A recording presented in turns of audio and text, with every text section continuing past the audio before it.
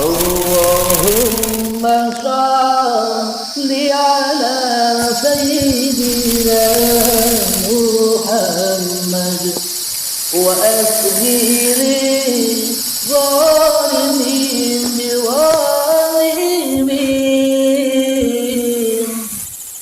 wa akhrijna min bainihim salimin wa ala alihi wa sahbihi ajma'in. Waalaikumsalam warahmatullahi wabarakatuh. Nama saya Sabria binti Nudin Dodu Kaida dan alamat saya Guru Kelurahan Silai, Kecamatan Ulujadi, Provinsi Sulawesi Tengah, Palu, yang kemarin kejadian gempa itu Guru. Terima kasih. Assalamualaikum warahmatullahi wabarakatuh. Pertama-tama saya ucapkan terima kasih kepada Guru yang telah memberikan kesempatan kepada saya untuk menceritakan tentang apa yang terjadi dalam diriku. Dulu saya itu pernah sakit sempat meninggalkan sekolah 8 bulan, dan saya pokoknya berobat kemana-mana, dan karena obat kemana-mana tidak ada juga perubahan. Langsung saya melakukan apa yang diperintahkan Allah, pokoknya sholat malam, sholat apa saja yang saya tahu. Ya alhamdulillah, tiba-tiba dalam satu malam saya bermimpi didatangi oleh seseorang yang berjubah putih. Baru langsung dia suruh amalkan surat Al-Ikhlas. Habis saya baca surat Al-Ikhlas itu selama 3 tahun. Jadi saya puasa Daud. Malam itu saya tidur itu kadang cuman 1 jam. Alhamdulillah tiba-tiba 3 tahun itu saya berhenti, disuruh ganti lagi amalan la ilaha illallah Muhammadar Rasulullah. Dan saat saya pergi berobat di mana-mana, saya kayak hati ini disuruh ke pasar, tapi tiba di pasar bukan membeli sesuatu, cuma disuruh membeli buku agama, tapi karangannya Imam Ghazali. Awalnya itu saya disuruh beli tentang hati, judul buku itu hati. Dan kadang saya diajari kalau saya mau bangun itu sahur, hatiku itu ngomong, sesungguhnya yang memisahkan kamu itu memasukkan air ke mulut, itu sesungguhnya hanya atas izin Allah. Di situ saya bingung Guru, karena saya pikir saya kan tidak pernah tahu ilmu yang begitu. Akhirnya saya disuruh beli kayak buku makrifat. Begini dan ilmu ini sampai sekarang ini saya kayak gimana ya. Ya alhamdulillah, saya selalu berdoa, ya Allah hilangkan rasa keaku-akuan dalam diriku. Itu Guru yang saya alami, dan sampai sekarang saya ingin mendapatkan guru yang mursyid supaya bisa membimbing saya. Dan kadang hatiku itu ngomong, kalau dulu itu saya masih sholat, mengamalkan sholat malam, sekarang kan sudah tidak seperti dulu lagi. Kadang saya tahu itu orang sudah mau meninggal atau anak di dalam kandungannya, atau kalau orang yang tidak berzikir, itu hatiku itu tahu. Tapi saya, apakah ini bisikan nafsu atau bisikan malaikat, guru? Jadi saya sekarang guru mempelajari ilmu makrifat itu cuma buka-buka di YouTube sampai saya ketemu YouTube-nya guru. Oh begini, dan cuman saya masih mengamalkan sholawat, istighfar, la ilaha illallah. Tapi saya dengar penjelasannya guru, apa sih, kadang saya juga gimana caranya bisa mencapai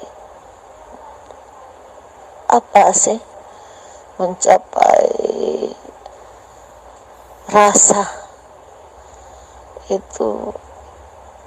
Cuma kalau saya sholat guru, itu kadang takbir itu langsung gemetar, baru menangis, ya Allah, kayak muncul rasa rindu.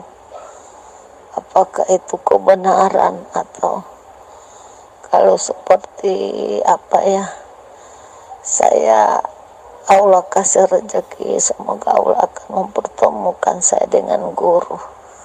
Semoga ya Allah, saya minta doanya guru, semoga Allah mempertemukan saya. Ya, satu lagi yang saya sampaikan guru, kadang dulu itu saya sering kemasukan, biasa sementara mengajar, saya kayak gimana rasanya saya. Dan saya itu dulu kan anak-anakku semua ke pondok Ponorogo, Gontor. Jadi saya 1 tahun sampai 3 kali ke Jawa. Baru saya punya mantan suami dulu itu orang Jawa di Kediri, jadi saya sering ke sana. Dan saya kadang disuruh ke kuburannya 9 wali. Saya pergi ke Sunan Ampel, Sunan Bonang, Sunan Giri. Biasa itu kejadian, tapi nyata, bukan hanya mimpi, terjadi macam-macam. Pernah saya ke Sunan Giri itu, kan waktu saya mau masuk di kuburannya, dipesan itu penjaga kubur, jangan bawa wangian dan jangan ngambil gambar. Tiba-tiba di dalam sudah sumur bak wangi. Baru saat malam itu kayak datang berputar di dalam kamar sama ipar saya. Baru di Sunan Ampel itu saya disuruh sholat di masjidnya, dan saya kirim surat Al-Ikhlas 1000 kali. Ke Sunan Bonang di Tuban itu saya pergi. Dan kadang saya kayak hati itu disuruh mengobati. Kalau saya lihat, oh ini orang sakit, tapi hati yang ngomong, tapi berdoa itu, tapi saya tahu tidak hilang ingatan saya sampai sekarang. Itu kadang ada yang muncul, tapi kalau dia muncul itu kayak sudah berubah dialek saya, dialek ngomongnya saya itu sudah aku, gua, lu. Berarti apakah itu jin atau saya sudah berobat juga kemana-mana. Saya, ya Allah, cuma saya berpikir, ya tidak ada sesuatu yang terjadi di langit dan di buminya Allah selain kehendaknya. Saya pasrah saja. Makanya saya bilang, kalau guru bisa tahu apakah yang terjadi sama saya ini sesuatu yang batil atau gimana, guru, mohon maaf sekali saya rancang.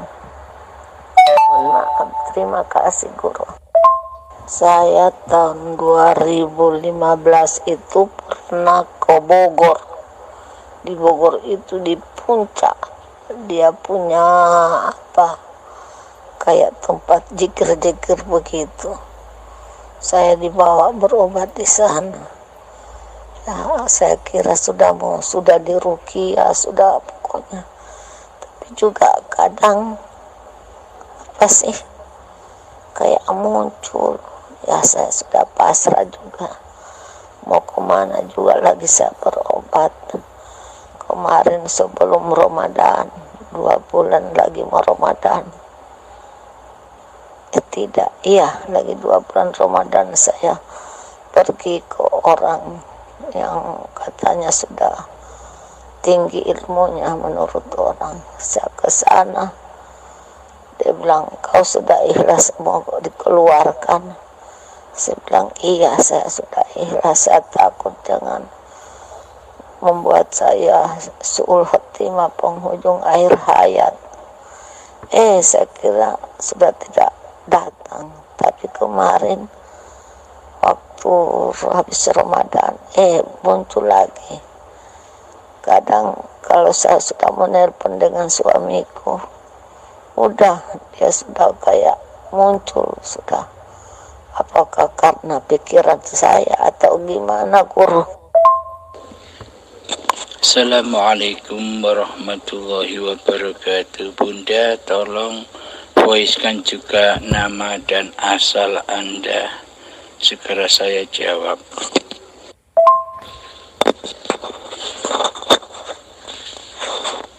Alhamdulillahirabbil alamin. Asyhadu an la ilaha illallah wa asyhadu anna Muhammadar Rasulullah. Allahumma salli ala sayyidina Muhammad wa ala ali sayyidina Muhammad. Rabbi israh li sadri wa yassir li amri wahlul 'uqdatam min lisani yafqahu qawli. Amin. Bismillahirrahmanirrahim. Mendengar pengalaman Bunda ini, Bunda sudah masuk di lingkungan alam mukasyafah. Alam mukasyafah itu alam karomah. Alam karomah itu di dalamnya banyak khodam-khodam jin. Karena selama ini Bunda mengamalkan zikir jahar. Zikir jahar dan zikir sirri itu pasti akan masuk ke dalam lingkungan alam mukasyafah. Jadi bagi Bunda mulai saat ini tinggalkan zikir secara jahar dan sirri itu. Jadi pakailah zikir yang ketiga. Zikir dan tahapannya itu ada 4. 1 zikir jahar yang diucapkan oleh mulut. Yang kedua zikir sirri, yakni yang diucap oleh hati, hu Allah atau Allah atau memperhatikan nafas, itu masih zikir yang kedua, zikir sirri. Maka pakailah zikir yang ketiga, yakni zikir sirrul asrar, yakni zikir hatinya hati, yakni dengan rasa. Hati sudah tidak mengucap apa-apa lagi, mulut sudah tidak mengucap apa-apa lagi, diam saja. Diam, bersila, duduk yang enak, rileks. Sebelum melakukan zikir rasa, tentu ada keterangannya dahulu, ada pemahamannya dahulu, ada kaidah-kaidahnya dahulu agar bisa masuk dengan mudah ke dalam rasa. Selama ini kita telah lama menggaibkan, mentiadakan Allah di hati kita. Meskipun kita katanya bertuhan, meskipun katanya kita berislam, akan tetapi di hati kita Allahnya gaib, Allahnya tiada bagi kita. Yang ada hanyalah diri kita sendiri selama ini. Tentunya bila Allah itu tiada, tentunya bila Allah itu gaib, dan tentunya bila yang ada, yang wujud, yang hidup, yang kuasa di dalam diri hati kita ini masihlah diri manusia kita, berarti selama ini kita belum bertuhan, kita belum berislam, karena kita belum bersyahadat kepada Allah di hati kita. Sedang berislam, beriman dan bersyahadat itu adalah babakan hati, bukan babakan dohir. Allah tidak memandang rupa dan hartamu, Allah tidak memandang ilmu dan amalmu, Allah tidak memandang nasab-nasab kemuliaanmu, kehormatanmu di sisi manusia. Akan tetapi Allah hanya memandang hatimu. Di dalam hatimu itu yang ada, yang wujud, yang hidup, yang kuasa, yang berkehendak, yang melihat, yang berilmu, yang mendengar, dan yang berkata itu siapa? Masihkah dirimu ataukah Tuhanmu yang berkuasa atas dirimu? Jika masih di dalamnya, di dalam hati kita yang wujud, yang nyata, yang ada, yang hidup, yang kuasa, yang berkehendak dan sebagainya itu masihlah diri manusia kita, berarti selama ini kita mentuhani diri kita sendiri. Hati kita masih ateis, hati kita belum bertuhan di sisi Allah, karena di dalam hati kita yang ada hanyalah hawa nafsu kita sendiri, diri kita sendiri. Selama ini kita tiadakan wujudnya Allah, kita tiadakan kenyataannya Allah, kita tiadakan kehidupannya Allah, kita tiadakan kekuasaannya Allah, kita tiadakan daya ikhtiarnya Allah, kita tiadakan kekuatan Allah, ilmunya Allah, penglihatan Allah, pendengaran Allah, dan berkalam-kalamnya Allah di hati kita. Itulah tanda bahwa selama ini kita belumlah bertuhan dan beragama di sisi Allah. Karena selama ini agama dan bertuhan yang kita jalankan hanyalah hiasan-hiasan dohiriyah saja, hiasan-hiasan yang kita pertunjukkan kepada manusia. Kita belumlah bertuhan secara hak di sisi Allah. Bagaimanakah cara manusia bertuhan dan berislam di sisi Allah itu? Maka bila manusia bertuhan dan berislam di sisi Allah, manusia akan memahami Tuhannya, yakni awwaluddin ma'rifatullah. Itulah tanda manusia yang akan memasuki agama dan bertuhan di sisi Allah. Awwaluddin ma'rifatullah, awal sebuah agama di sisi Allah itu yakni mengenal Allah, tahu Allah dan bertemu Allah.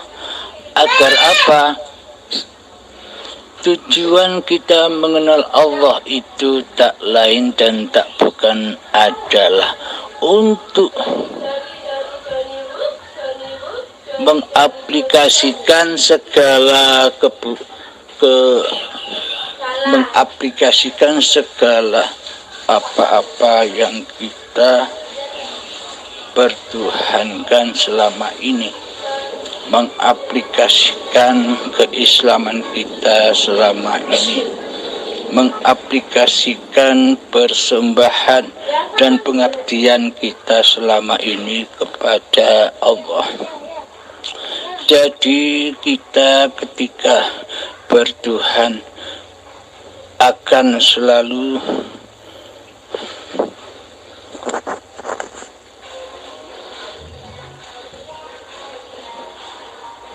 menyatakan di dalam hati kita bahwa yang wujud, yang ada hanyalah Allah di hati kita. Maka dari itu kenalilah dahulu ketuhanan dan keislaman diri kita di hati kita. Jangan asal-asalan bertuhan dan beragama seperti yang pada umumnya di luar sana.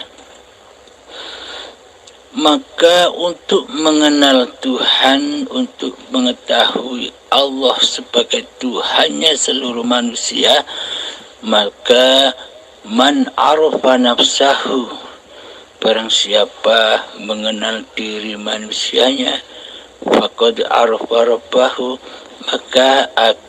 maka ia akan mengenal Tuhannya.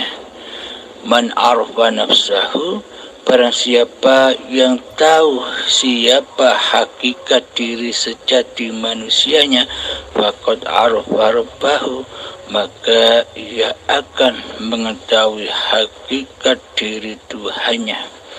Man arafa nafsahu, barang siapa ia tahu bagaimana sifat-sifat diri manusianya di hatinya, faqad arafa rabbahu, maka ia akan mengetahui sifat-sifat diri Tuhannya di hatinya. Alhamdulillahirabbil alamin. Di dalam berislam, di dalam beragama, dan di dalam bertuhan dan bertauhid, maka itu bukan dikatakan agama. Tauhid itu bagaimana? Tauhid itu mengenal Allah, zat yang disembah. Bila kita selama ini tidak mengenal Allah, zat yang disembah, lalu selama ini kita nyembah apa? Kita mengabdi kepada siapa?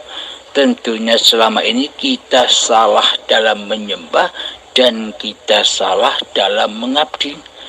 Karena selama ini yang kita lakukan adalah menyembah dan mengabdi kepada hawa nafsu kita sendiri di hati kita. Semuanya hanyalah fata morgana. Persembahan pengabdian kita selama ini kepada Allah hanyalah tipu-tipu daya iblis dan setan. Hanya fata morgana saja, tipu-tipunya hawa nafsu di dalamnya, karena kita tidak bertauhid. Karena agama yang dibawa oleh para nabi dan para rasul, khususnya Kanjeng Nabi Muhammad, adalah agama yang bernuansakan tauhid di hatinya. Hati selalu mentauhidkan Allah daripada mentauhidkan diri manusianya di hatinya.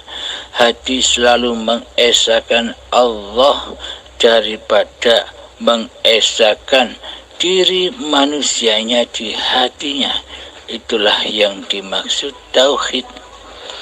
Bila kita tidak mengenal sifat-sifatnya Allah, bila kita tidak mengenal sifat-sifatnya makhluk, bagaimana mungkin kita dikatakan bertuhan? Apakah kita bisa menyembah dan mengabdi kepada Allah tanpa kita tahu sifat-sifatnya Allah, tanpa kita tahu sifat-sifatnya makhluk? Selama ini kebanyakan kita beragama hanyalah sampingan saja. Kita tidak pernah memperhatikan keberagaman kita dan berketuhanan kita kepada Allah. Kita hanya ikut-ikutan saja. Di dalam kehidupan bermasyarakat ini selama ini, maka ketahuilah sifat-sifatnya Allah yang selama ini kita pakai, kita rampas, kita pergunakan untuk hawa nafsu kita selama ini. Selama ini kan yang terjadi, yang kita akui sebagai sifat diri manusia kita kan itu sifatnya Allah, bukan sifat manusia. Allah bersifat wujud, sementara selama ini manusia merasa dirinya yang wujud. Allah bersifat hidup, sementara manusianya selama ini mengakui bahwa hidup ini hidup manusianya.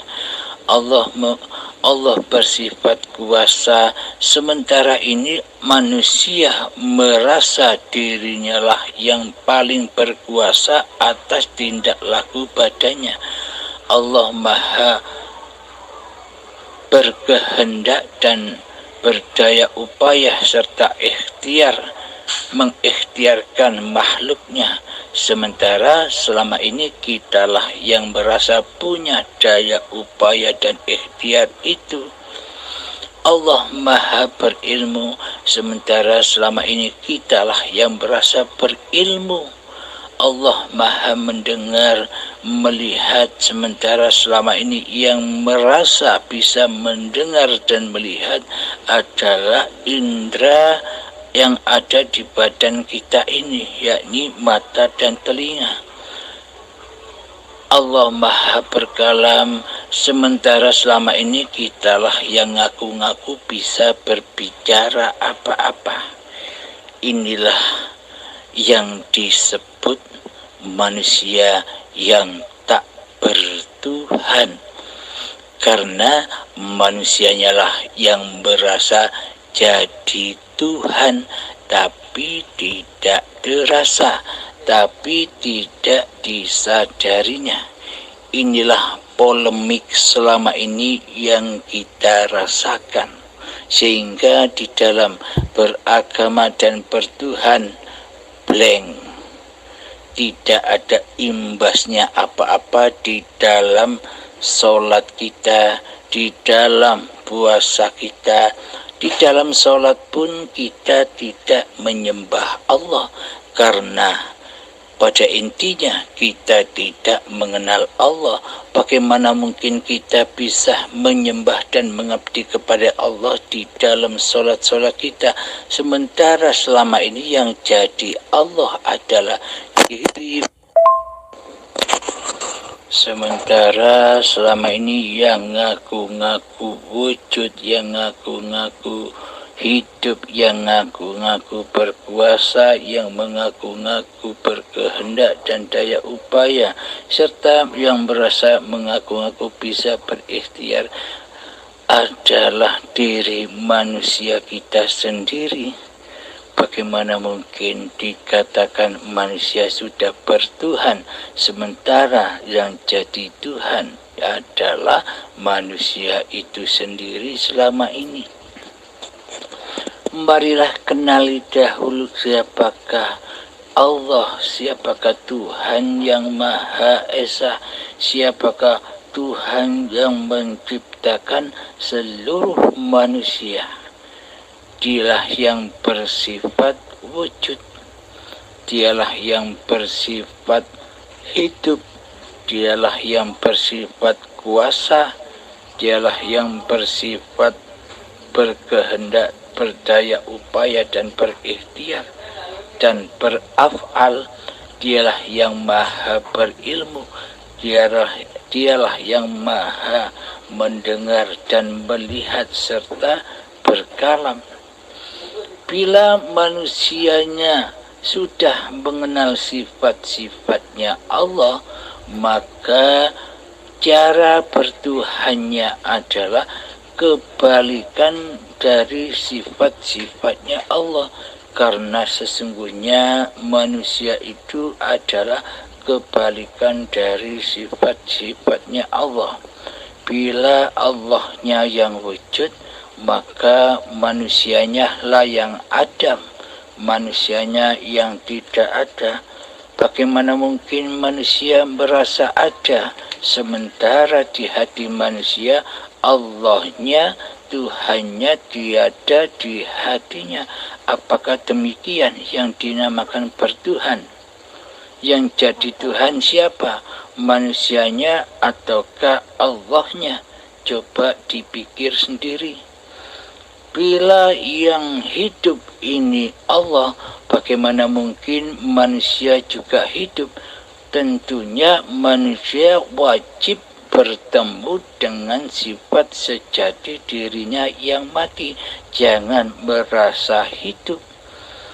Jika manusia di dalam hatinya merasa hidup, apakah manusia itu bisa merasakan kehidupan Tuhannya? Maka yang jadi Tuhan adalah dirinya sendiri di hatinya. Akankah manusia bisa bertuhan kepada Allah sementara manusia mentuhani dirinya sendiri di hatinya? Maka dari itu, mengenal Allah itu wajiblah mengetahui sifat-sifatnya Allah. Bila Allah yang berkuasa, maka manusianya sudah tak wajib punya sifat kuasa lagi. Inilah wujud nyatanya la haula wala quwata illa billahil aliyil azim. Tiada kekuatan dan daya upaya, tiada daya upaya dan kekuatan di sisi Allah kecuali Allah, yakni putuslah mata rantai kemanusiaannya bila manusia itu bertuhankan Allah, bahwa diri manusianya lah bukan sudah tidak merasa apa-apa, yang wujud adalah Tuhannya, yang hidup adalah Tuhannya, yang berkuasa adalah Tuhannya. Jadi kemanusiaannya sudah hancur lebur di hatinya. Alhamdulillahirrabbilalamin. Dengan sedikit pemaparan yang demikian, Bunda mulai sekarang pakailah zikir yang ketiga, yakni Sirrul Asrar, merasakan bahwa hidup ini Allah di hati Anda. Jadi duduklah dengan rileks, pasrahkan kembali, persembahkan kembali bahwa hidup ini Allah, dengan rasa yang selama ini Anda akui sebagai rasa hidup Anda. Jadi masuklah ke dalam diri, pasrahkan kembali bahwa hidup ini Allah, dan janganlah Bunda merasa bundalah yang berzuhud, merasa bundalah yang melakukan semua itu. Pasrahkanlah hati kepada Allah yang berkehendak atas Bunda, hingga Bunda bisa melakukan itu hanyalah kehendak dan kuasa Allah saja. Rasakanlah dan kembalikan bahwa hidup ini Allah. Latihlah dan latihlah terus-menerus di dalam keadaan apapun. Contoh, di dalam keadaan berdirinya badan, Bunda sudah merasakan bahwa yang memberdirikan badan ini adalah hayatullah, hidup yang menghidupi badan, yang memperjalankan badan ini adalah hayatullah, hidup yang memperjalankan badan, yang mensolatkan badan ini hayatullah, hidup yang mempersolatkan badan, yang mengafalkan badan, bertindak tanduk apapun, itulah hayatullah. Alhamdulillahirabbil alamin. Semoga Bunda bisa memahami ini semua. Mintalah pertolongan kepada Allah agar dengan mudah Bunda melakukannya. Mintalah pertolongan kepada Allah. La haula wala quwata illa billahil aliyil azim. Semoga bermanfaat, terkhususnya buat saya, Bunda, dan semua sahabat-sahabat pencinta channel Uripi Allah. Semoga dipahamkan oleh Allah Subhanahu wa ta'ala. Akhir kalam, assalamualaikum warahmatullahi wabarakatuh. Terima kasih guru atas penjelasannya. Tapi tentang kaidah-kaidah yang harus kita jalani untuk mencapai rasa itu apa guru? Jadi di saat kita duduk yang seperti guru ajarkan, tidak perlu lagi berucap atau membaca amalan-amalan zahir. Terima kasih guru. Pertanyaan saya seperti itu. Tapi kalau kita saat sholat, apakah harus membaca niatnya seperti usalinya, doa iftitahnya? Apakah seperti itu? Masih membaca rukun-rukun sholatnya, seperti ruku, apa bacaannya? Tolong, apa saya ini memang ingin benar cari guru mursyid guru. Alhamdulillahirabbil alamin. Kaidahnya adalah yang terpenting di dalam haji ini sudah menyadari bahwa hidup ini sebenarnya bukan hidup manusianya. Dalil-dalil yang tersohor yang diakui oleh seluruh manusia selama ini, di hatinya mengatakan bahwa aku hidup karena dihidupi Allah. Jadi hidup ini bukan hidup manusianya, akan tetapi hidup ini Allah. Itulah kaidah yang terpenting di dalam tauhid. Untuk mengamalkan apa saja, syariat-syariat apa saja seperti sholat, tetaplah niatnya tetap seperti biasanya. Tidak mengubah apa-apa, tidak mengubah syariat. Yang diubah adalah kondisi hatinya. Selama ini kan yang merasa sholat, yakni hati masih merasa linafsi, dirikulah yang berkuasa atas sholat dan ibadah. Akan tetapi dirubahlah kondisi hati itu, yakni sudah lillahi ta'ala. Ketika kita berniat apa saja, hati sudah memandang, menyaksikan dengan rasa bahwa hidup ini Allah lah yang mengkalamkan semua itu, mengkalamkan niat, mengkalamkan doa-doa di dalam sholat. Seluruhnya jangan diakui diri kita lah yang bisa, akan tetapi Allah lah yang bisa. Coba kita buktikan, bila tidak ada hidup, bila tidak ada Allah, apakah kita bisa apa-apa? Dengan adanya bisa apa-apa itu karena dihidupi oleh Allah. Jadi yang bisa apa-apa itu tentunya hanyalah Allah sendiri, yakni Tuhan penguasa dan pencipta manusia.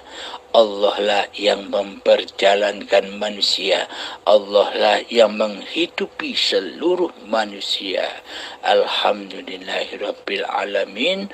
Akhirul kalam.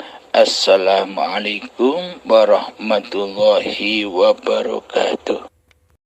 Allahumma salli ala sayyidina Muhammad وأسغي للظالمين بظالمين وأخرجنا من بينهم سالمين وعلى آله وصحبه